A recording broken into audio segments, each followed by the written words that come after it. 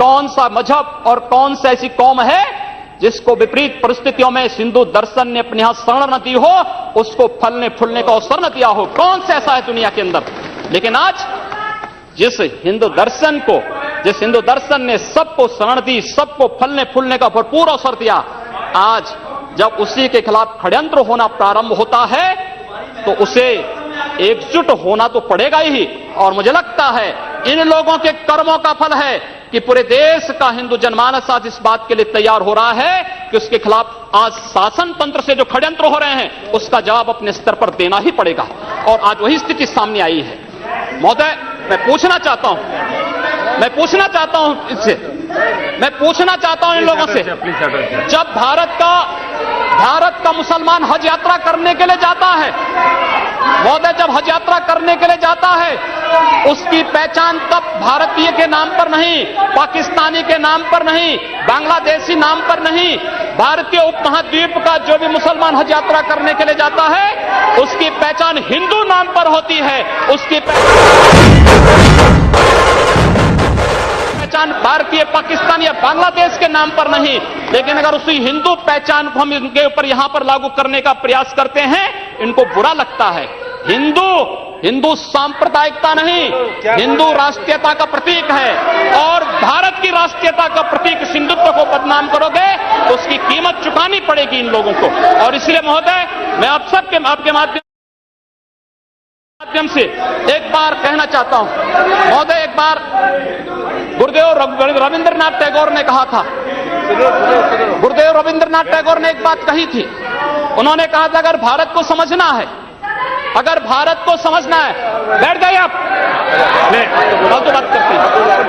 महोदय, उन्होंने कहा, गुरुदेव रविंद्रनाथ टैगोर ने एक बात कही थी और उन्होंने कहा था कि अगर भारत को समझना है तो मैं भारतीय अस्मिता को पहचानना पड़ेगा। और भारतीय अस्मिता को पहचानना है तो स्वामी विवेकानंद के बारे में आप जान लीजिए। स्वामी विवेकानंद ने एक बात कही थी कि गर्व से कहो हम हिंदू हैं।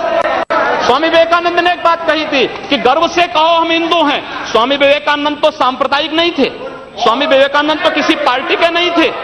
स्वामी विवेकानंद ने तो भारत का प्रतिनिधित्व किया था पूरी दुनिया के अंदर। और दुनिया के अंदर जो हिंदू आज पूरे देश के अंदर, पूरी दुनिया के अंदर अपनी सहिष्णुता के लिए पहचाना जाता था, आज उस हिंदू के साथ किस प्रकार का व्यवहार किया जा रहा है, वह कश्मीर से विस्थापित होता है, उसे कश्मीर से निकाला जाता है।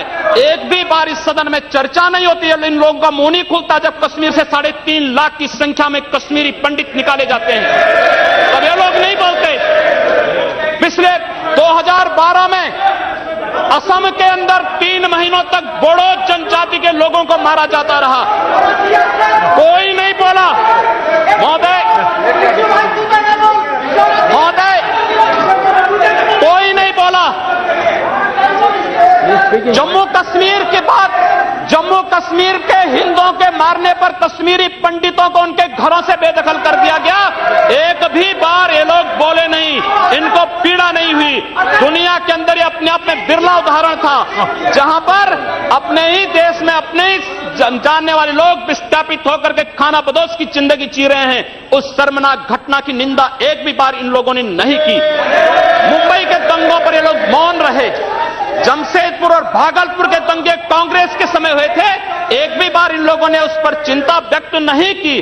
और तो और 1984 में इस देश के अंदर जिन सिख गुरुओं का योगदान इस देश को बचाने और इस देश की धर्म और संस्कृति, इस देश के समाज को बचाने में बहुत महत्वपूर्ण थी, उन सिखों के कत्लेआम पर भी इनको शर्म महसूस नहीं होती है।